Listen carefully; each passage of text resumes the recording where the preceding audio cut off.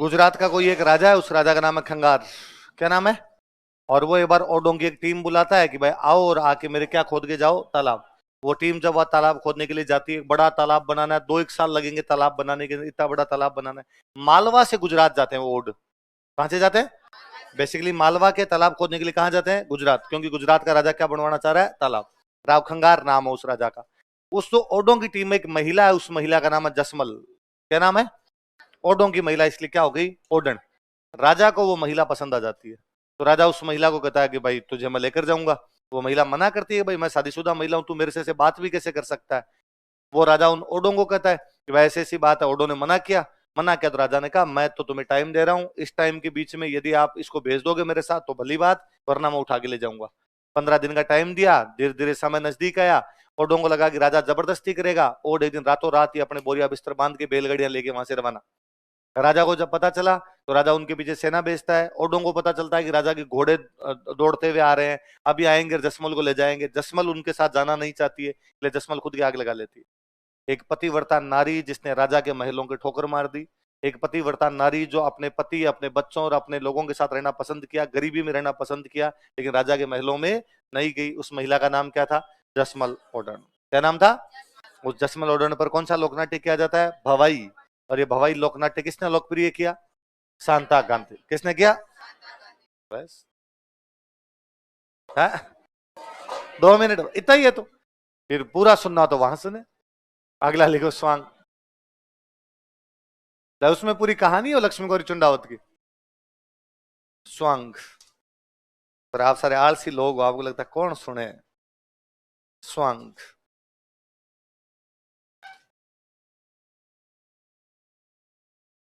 आज भी आप थोड़े से उल्टे पुल्टे कपड़े पहन लो ना, तो घर वाले कह देंगे आपको के सांग है ना? तो मतलब अलग वेशभूषा पहन के किसी प्रकार की एक्टिंग की जाए, उसको क्या बोलते हैं? स्वांग। बेसिकली या तो भगवान टाइप के कपड़े पहन के, या राजा महाराजाओं टाइप के कपड़े पहन के। मतलब या तो कैसी कहानियां ली जाए? पौराणिक। कैसी कहानियां? भगवान वाली जो कहानियां होती है इनको क्या बोलते हैं? पौराणिक। राजा महाराजाओं की जो कहानियां होती है उनकी क्या बोलते हैं? ऐतिहासिक। तो पौराणिक या ऐतिहासिक कैरेक्टर जो भी हैं, उनके जैसे कपड़े पहन के एक्टिंग करना क्या कहलाता है? कभी आपने छोटे थे तब देखा हो तो बहुरूपीय। बहुरूपिया था। हनुमान जी बन के आया, है ना? कभी वो माता जी बन के आया, कभी वो राक्षस बन के आया, कभी थानेदार बन के आया। तो स्वांग में एक अकेला अकेला बंदा एक्टिंग करता है, उस बंदे को बोलते हैं बहुरूपिया। क्या बोलते हैं? लिखो। पौराणिक एवं ऐतिहासिक पात्रों के कपड़े पहनकर कलाकार अभिनय करते हैं। Artist wear costume of mythological and historical characters and perform act। पौराणिक एवं ऐतिहासिक पात्रों के कपड़े पहनकर कलाकार अभिनय करते हैं। Artist wear costumes of mythological and historical characters and perform act। पौराणिक एवं ऐतिहासिक पात्रों के कपड़े पहनकर कलाकार अभिनय करते हैं। Artist wear costumes of mythological and historical characters and perform act। इस लोकनाट्य में एक कलाकार ही भाग लेता है। Single artist is performed in this folk theatre. इस लोकनाट्य में एक कलाकार ही भाग लेता है। Single artist is performed in this folk theatre. कलाकार को बहुरूपिया कहा जाता है। Artist is called as बहुरूपिया।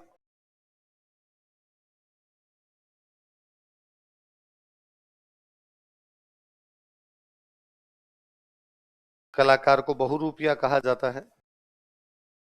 यह भीलवाड़ा क्षेत्र में अधिक लोकप्रिय है। It is more popular in Bhilwara reason.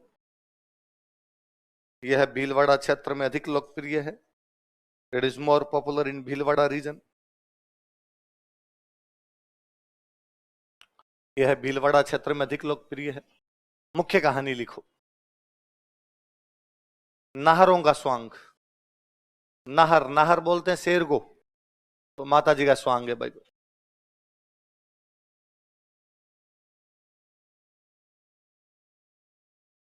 नाहरों का स्वांग ये किया जाता है भीलवाड़ा में। एक जगह पड़ती है मांडल।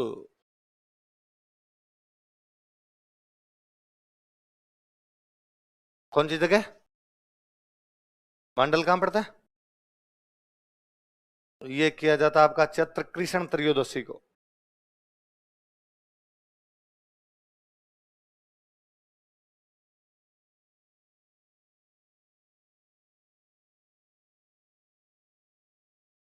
नाहरों का स्वांग कब किया जाता है? चैत्र कृष्ण त्रयोदशी। कहाँ किया जाता है? मंडल। मंडल कहाँ पड़ता है? ये ना शाहजहां एक बार मंडल में रुका था, तो शाहजहां रात को रुका, तो शाहजहां ने कहा कि यार कोई मूवी तो दिखाओ। तो शाहजहां को जो स्वांग दिखाया गया वो कौन सा था? तो किसके शासनकाल में शुरू हुआ? यह मुगल बादशाह शाहजहां के शासनकाल में शुरू किया गया था। It was started during regime of Mughal emperor Shahjahan. यह मुगल बादशाह शाहजहां के शासनकाल में प्रारंभ किया गया था। It was started during regime of Mughal emperor Shahjahan.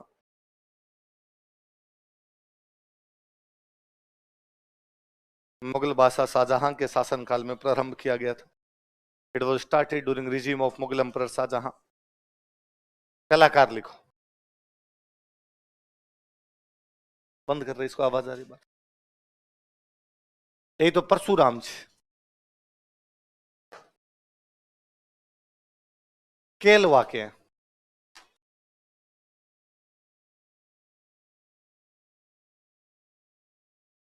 एक है जानकीलाल भांड, ये भीलवाड़ा के।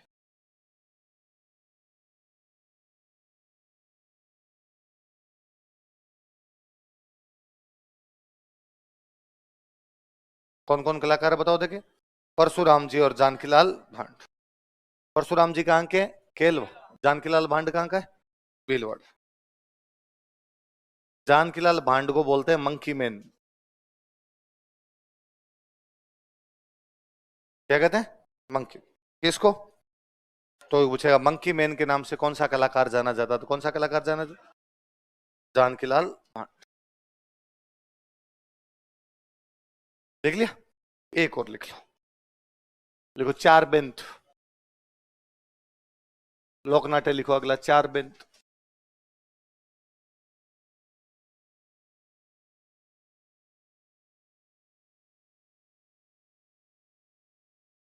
देखो यह मूल रूप से अफगानिस्तान का लोकनाट्य है। Originally it belongs to Afghanistan. यह मूल रूप से अफगानिस्तान का लोकनाट्य है। Originally it belongs to Afghanistan. यह मूल रूप से अफगानिस्तान का लोकनाट्य है। अपने टोंक में एक नवाब बने थे फैजुल्ला खान। कौन बने थे?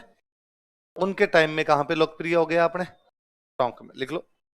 नवाब फैजुल्ला खान के शासनकाल में, ड्यूरिंग रिजीम ऑफ नवाब फैजुल्ला खान। नवाब फैजुल्ला खान के शासनकाल में, ड्यूरिंग रिजीम ऑफ नवाब फैजुल्ला खान। नवाब फैजुल्ला खान के शासनकाल में, ड्यूरिंग रिजीम ऑफ नवाब फैजुल्ला खान, यह टोंक में लोकप्रिय हुआ था। It became popular in Tonk. यह टोंक में लोकप्रिय हुआ था। It became popular in Tonk. यह टोंक में लोकप्रिय हुआ था। It became popular in Tonk. Afghanistan की भाषा है पश्तो। कौन सी भाषा है? तो पहले यह भी कौन सी भाषा में होता था? पश्तो। लिख लो। पहले यह पश्तो भाषा में प्रस्तुत किया जाता था। Earlier it was presented in Pashto language. पहले यह पश्तो भाषा में प्रस्तुत किया जाता था। Earlier it was presented in Pashto language. पहले यह पश्तो भाषा में प्रस्तुत किया जाता था। Earlier it was presented in Pashto language. लेकिन बाद में दो कलाकार हुए भाई। एक कलाकार का नाम था करीम खान निहंग। क्या नाम था? और एक कलाकार का नाम था खलीफा करीम खान। कौन कौन दो बंदे बताओ देखे? करीम खान निहंग और खलीफा। इन दोनों ने इसको स्थानीय भाषा में, वर्नाकुलर जो डायलेक्ट थी उसमें प्रस्तुत किया था। लिखो। करीम खान निहंग तथा खलीफा करीम खान ने, करीम खान निहंग एंड खलीफा करीम खान,